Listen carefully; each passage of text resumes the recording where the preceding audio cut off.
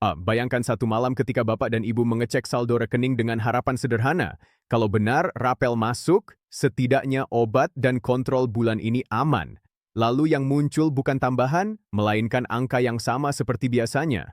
Saat itu bukan hanya soal uang, yang terasa paling berat adalah ketidakpastian. Apakah kabar yang beredar selama ini benar atau hanya membuat hati lelah? Dan disinilah masalahnya.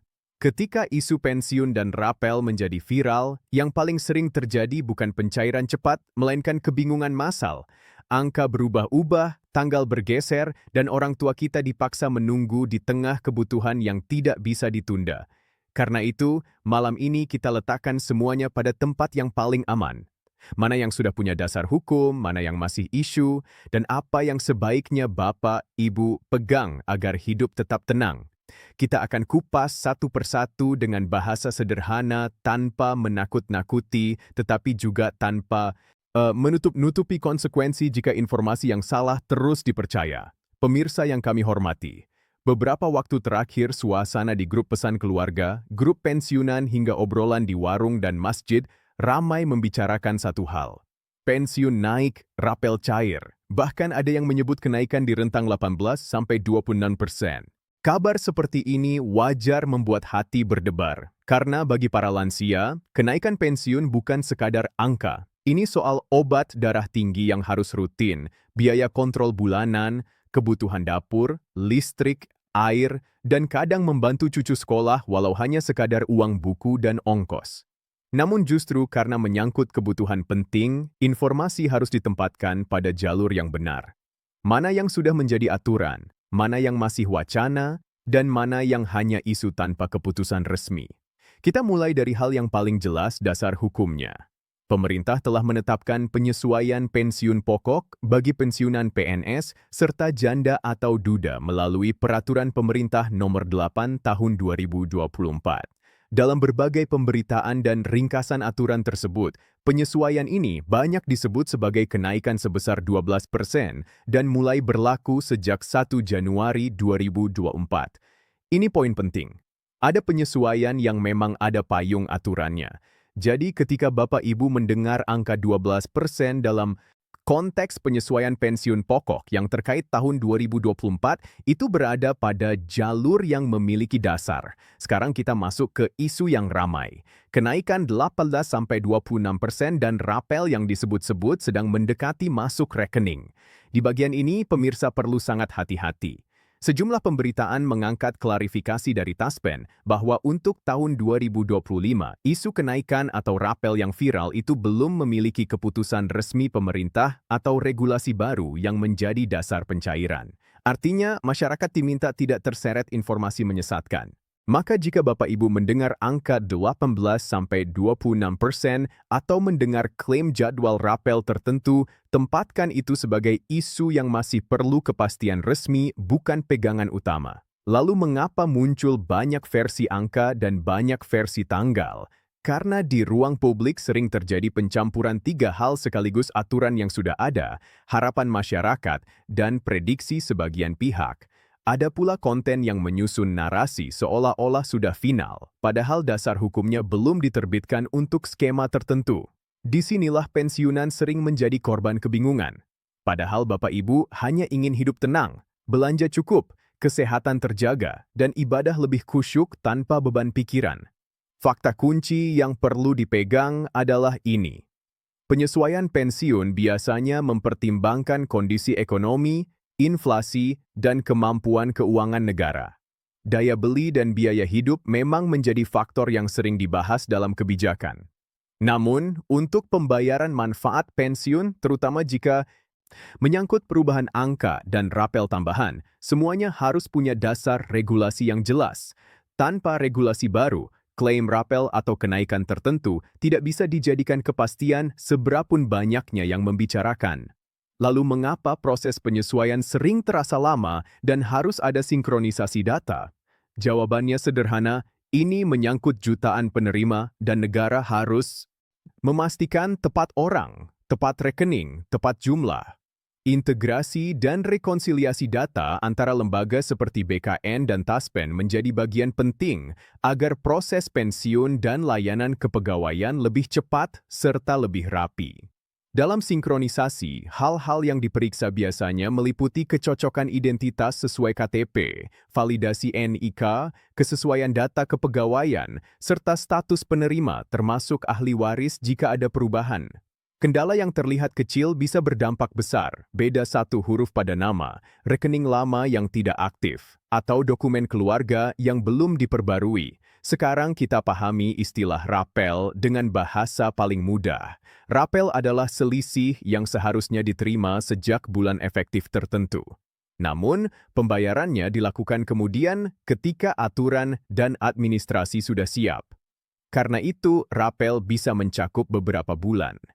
Di pembahasan publik, periode rapel sering disebut bervariasi, misalnya 4-10 bulan, tergantung kapan kebijakan efektif dan kapan penyaluran bisa dilakukan. Tetapi prinsipnya tetap sama, rapel hanya bisa dibayarkan bila ada dasar hukum yang mengizinkan penyesuaian dan penghitungan selisihnya. Disinilah kita perlu menata harapan dengan jernih. Banyak Bapak Ibu membayangkan pencairan sekaligus. Ada yang berharap bisa melunasi obat beberapa bulan, memperbaiki gigi palsu, atau sekadar servis motor tua agar bisa ke puskesmas tanpa mengandalkan orang lain. Harapan itu manusiawi. Seorang pensiunan bercerita, uang pensiun selama ini bukan habis untuk gaya hidup, tetapi habis untuk yang tidak bisa ditunda. Cek gula darah, obat sendi, salep kulit, dan ongkos ke dokter. Ada pula ibu pensiunan janda yang berkata, yang saya jaga tinggal kesehatan supaya tidak menyusahkan anak. Cerita-cerita seperti ini menunjukkan bahwa kepastian lebih berharga daripada kabar yang membuat hati naik turun. Jika suatu saat ada pembayaran tambahan, mekanisme penyaluran biasanya melalui bank mitra, dan dalam transaksi massal sistem perbankan perlu stabil. Karena itu, pendekatan bertahap sering dibahas untuk menghindari penumpukan transaksi serentak. Dalam narasi yang beredar, prioritas sering disebut untuk kelompok paling rentan, lansia lebih sepuh, penerima nominal lebih rendah, atau wilayah akses bank terbatas. Pola seperti ini memang kerap digunakan dalam distribusi pembayaran massal yang paling rentan didahulukan agar dampaknya cepat terasa.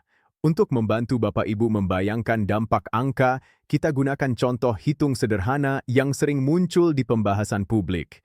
Jika pensiun sekitar 3 juta per bulan lalu, ada kenaikan 20% maka tambahan per bulan sekitar 600 ribu.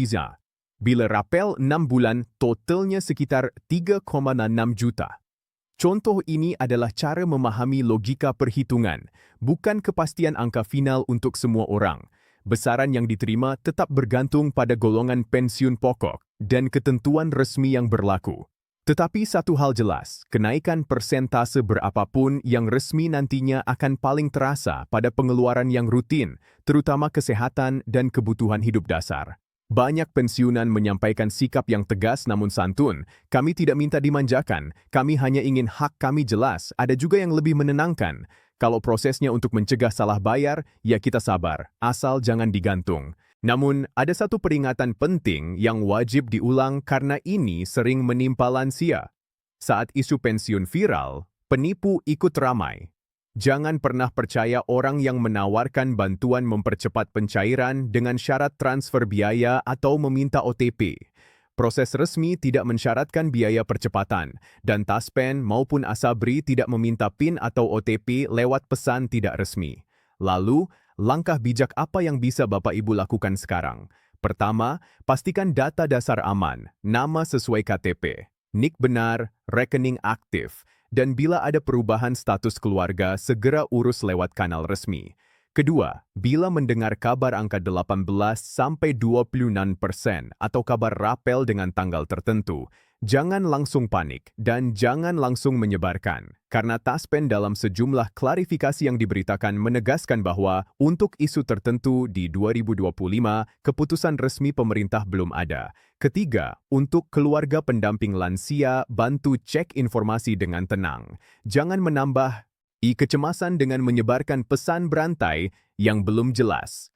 Sesuai standar penjadwalan yang harus dirapikan, Seluruh target kepastian dan penjelasan yang dinantikan, kita standarisasi ke satu patokan waktu 25 Desember. Artinya, bila ada pengumuman resmi, klarifikasi baru, atau ketentuan lanjutan, pegangan paling aman adalah informasi yang paling jelas dan paling sah, paling lambat pada 25 Desember, bukan berdasarkan katanya besok atau katanya minggu depan.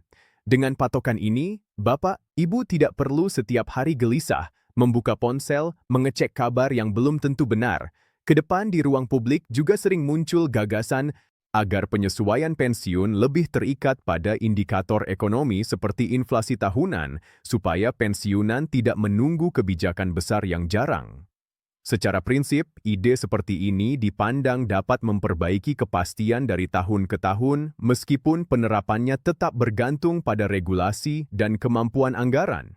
Menjelang penutup, izinkan kami menyampaikan satu pesan yang menenangkan sekaligus menguatkan. Dalam urusan pensiun, yang paling penting bukan rumor yang paling cepat, tetapi keputusan yang paling sah. Jika Bapak, Ibu memegang prinsip itu, hati akan lebih lapang. Dan jika nantinya ada keputusan baru, apakah terkait penyesuaian lanjutan, rapel, atau skema lain, kejelasan itu akan hadir melalui jalur resmi, bukan lewat pesan berantai yang membuat panik. Terima kasih kepada seluruh Bapak dan Ibu yang setia menyimak sampai selesai. Masa pensiun seharusnya masa menikmati hasil pengabdian, bukan masa dikejar kecemasan. Semoga Allah Subhanahu wa Ta'ala menjaga kesehatan Bapak, Ibu, melapangkan rezeki, dan menguatkan hati kita dengan kesabaran. Jika dirasa bermanfaat, silakan dukung agar informasi yang benar ini bisa menjangkau lebih banyak pensiunan dan keluarga pendamping supaya tidak ada lagi yang terseret kabar yang menyesatkan. Namun ada satu sisi yang jarang dibicarakan secara terbuka, padahal sangat dirasakan oleh para pensiunan. Bukan hanya soal apakah uang tambahan itu cair atau tidak, melainkan bagaimana ketidakpastian itu memengaruhi keputusan sehari-hari. Banyak Bapak dan Ibu akhirnya menunda hal-hal penting. Ada yang menunda kontrol dokter karena berpikir, nanti saja kalau rapel sudah masuk. Ada yang menunda membeli kacamata baru, menunda mengganti obat yang lebih cocok, bahkan menunda perbaikan rumah yang sudah bocor, karena berharap ada tambahan dana dalam waktu dekat. Ketika harapan itu tidak kunjung menjadi kenyataan, yang tertinggal bukan hanya kekecewaan, tetapi juga dampak nyata pada kesehatan dan kenyamanan hidup. Inilah mengapa informasi yang tidak pasti bisa lebih berbahaya daripada kabar yang memang tidak ada kenaikan sama sekali. Ketika seseorang tahu dengan jelas tidak ada tambahan, ia akan menyesuaikan hidup. Tetapi ketika seseorang terus berharap pada sesuatu yang belum pasti, hidup menjadi menggantung. Karena itu, sikap paling aman bagi pensiunan bukan pesimis, tetapi realistis. Mengelola keuangan berdasarkan yang sudah pasti, sambil membuka ruang harapan secara wajar jika nanti ada keputusan baru. Dalam banyak kebijakan publik, terutama yang menyangkut anggaran negara, prosesnya memang tidak sesederhana membalik telapak tangan. Ada pembahasan lintas kementerian, ada simulasi fiskal, ada pertimbangan prioritas nasional lain seperti pendidikan, kesehatan masyarakat luas, dan perlindungan sosial. Pensiunan adalah bagian penting dari sistem itu, tetapi tetap berada dalam satu kerangka besar. Itulah sebabnya keputusan tentang pensiun hampir selalu datang setelah melalui proses panjang dan jarang diumumkan secara mendadak tanpa dokumen resmi.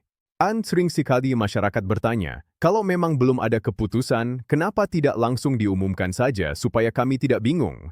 Pertanyaan ini sangat wajar, namun dalam praktiknya, pemerintah sering menunggu sampai seluruh aspek benar-benar siap, termasuk aturan turunan dan mekanisme teknis. Karena jika sebuah kebijakan diumumkan terlalu dini lalu berubah di tengah jalan, dampaknya justru bisa lebih membingungkan dan menimbulkan rasa tidak percaya. Memastikan tepat orang, tepat rekening, tepat jumlah. Integrasi dan rekonsiliasi data antara lembaga seperti BKN dan Taspen menjadi bagian penting agar proses pensiun dan layanan kepegawaian lebih cepat serta lebih rapi. Dalam sinkronisasi, hal-hal yang diperiksa biasanya meliputi kecocokan identitas sesuai KTP, validasi NIK, kesesuaian data kepegawaian, serta status penerima termasuk ahli waris jika ada perubahan. Kendala yang terlihat kecil bisa berdampak besar, beda satu huruf pada nama, rekening lama yang tidak aktif, atau dokumen keluarga yang belum diperbarui. Sekarang kita pahami istilah rapel dengan bahasa paling mudah. Rapel adalah selisih yang seharusnya diterima sejak bulan efektif tertentu. Namun, pembayarannya dilakukan kemudian ketika aturan dan administrasi sudah siap. Karena itu, rapel bisa mencakup beberapa bulan.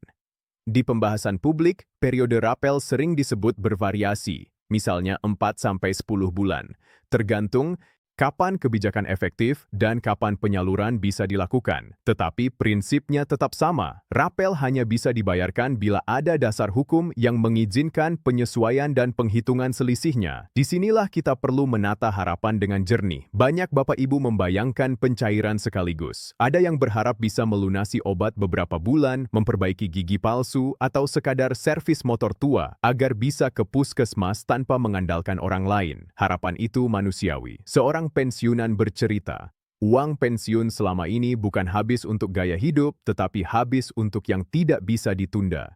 Cek gula darah, obat sendi, salep kulit, dan ongkos ke dokter. Semoga ke depan, kebijakan yang diambil benar-benar berpihak pada kesejahteraan, bukan hanya di atas kertas, tetapi juga di dalam kehidupan nyata para pensiunan. Semoga setiap keputusan yang lahir membawa kejelasan, bukan kebingungan. Dan semoga setiap bapak dan ibu pensiunan selalu diberi kesehatan, kekuatan, serta ketenangan hati dalam menjalani hari-hari ke depan. Amin. Ada satu kebiasaan yang tanpa disadari sering muncul ketika kabar pensiun dan rapel ramai dibicarakan, yaitu kecenderungan membandingkan diri dengan orang lain. Katanya tetangga sudah dapat, katanya di daerah lain sudah cair, katanya golongan tertentu diprioritaskan. Kalimat-kalimat seperti ini terdengar sepele, tetapi dampaknya bisa sangat besar. Perbandingan semacam itu sering membuat hati tidak tenang, bahkan memunculkan rasa curiga dan ketidakadilan, padahal faktanya belum tentu informasi tersebut benar atau lengkap. Perlu dipahami bahwa dalam sistem pembayaran manfaat negara, tidak ada mekanisme sembunyi-sembunyi yang hanya menguntungkan sebagian orang tanpa dasar. Jika suatu kebijakan resmi berlaku, maka prinsipnya berlaku untuk semua yang memenuhi syarat, meskipun penyalurannya bisa bertahap karena faktor teknis. Jadi ketika mendengar kabar si A sudah dapat, si B belum, jangan langsung menyimpulkan ada perlakuan berbeda. Bisa jadi itu hanya perbedaan waktu proses, atau bahkan kabar yang dibesar-besarkan. Di titik ini, menjaga pikiran dari prasangka menjadi sama pentingnya dengan menjaga dompet. Karena di usia pensiun, kesehatan mental memiliki pengaruh langsung pada kesehatan fisik. Tekanan batin bisa memperburuk kondisi darah tinggi, gula darah, dan gangguan tidur. Banyak dokter sepakat bahwa kecemasan kronis adalah musuh diam-diam bagi lansia. Maka, menenangkan diri bukan berarti pasrah, tetapi memilih untuk tidak membiarkan diri dikuasai ketidakpastian. Ada pula fenomena lain yang patut diwaspadai, yaitu munculnya ahli dadakan. Mereka berbicara seolah tahu persis isi kebijakan, tanggal pencairan, bahkan nominal detail, padahal tidak pernah menunjukkan sumber resmi. Bahasa yang digunakan sering meyakinkan, penuh angka, dan terdengar teknis. Ini membuat banyak orang tua merasa, oh, ini pasti benar. Padahal, semakin rinci sebuah klaim tanpa dokumen resmi justru semakin perlu dicurigai. Informasi resmi biasanya justru disampaikan dengan bahasa yang hati-hati, tidak berlebihan, dan sering disertai catatan-catatan teknis. Jika ada kebijakan besar, hampir pasti disertai peraturan tertulis yang bisa dicek, baik dalam bentuk peraturan pemerintah, keputusan menteri, atau pengumuman lembaga terkait. Tanpa itu, maka informasi tersebut sebaiknya disimpan sebagai kabar angin, bukan dasar pengambilan keputusan. Dalam konteks ini, peran komunitas pensiunan juga sangat penting. Grup seharusnya menjadi tempat saling menguatkan, bukan saling menakut-nakuti.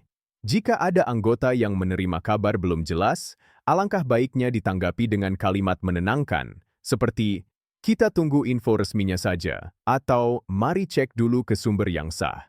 Sikap seperti ini jauh lebih membantu daripada langsung menyebarkan ulang pesan yang belum pasti. Kita juga perlu jujur mengakui bahwa kebutuhan pensiunan hari ini jauh lebih kompleks dibandingkan masa lalu. Biaya kesehatan meningkat, harga kebutuhan pokok naik, dan banyak pensiunan yang masih menjadi tulang punggung emosional bahkan finansial bagi keluarga. Kondisi ini membuat setiap kabar tentang kenaikan atau rapel terasa sangat personal. Karena itu, wajar jika harapan muncul besar. Yang perlu dijaga adalah agar harapan tersebut tidak berubah menjadi beban. Di sisi lain, negara juga menghadapi tantangan yang tidak ringan. Anggaran harus dibagi untuk banyak sektor, dan setiap kebijakan harus mempertimbangkan keberlanjutan jangka panjang. Inilah mengapa setiap keputusan soal pensiun hampir selalu melalui kajian mendalam. Tidak hanya soal hari ini, tetapi juga soal kemampuan membayar di masa depan. Kesalahan kecil dalam perhitungan bisa berdampak besar bagi sistem secara keseluruhan. Karena itu, kesabaran yang diminta kepada pensiunan sebenarnya bukan karena negara mengabaikan, tetapi karena negara harus berhati-hati. Namun tentu saja, kehati-hatian ini idealnya dibarengi dengan komunikasi yang jelas agar masyarakat tidak dibiarkan menebak-nebak.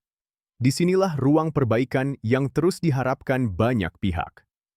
Bagi Bapak dan Ibu yang saat ini sedang mengatur ulang keuangan, satu saran praktis yang sering disampaikan para pendamping keuangan lansia adalah memisahkan antara kebutuhan pasti dan kebutuhan yang bisa ditunda. Obat rutin, makan, listrik, dan air adalah prioritas utama.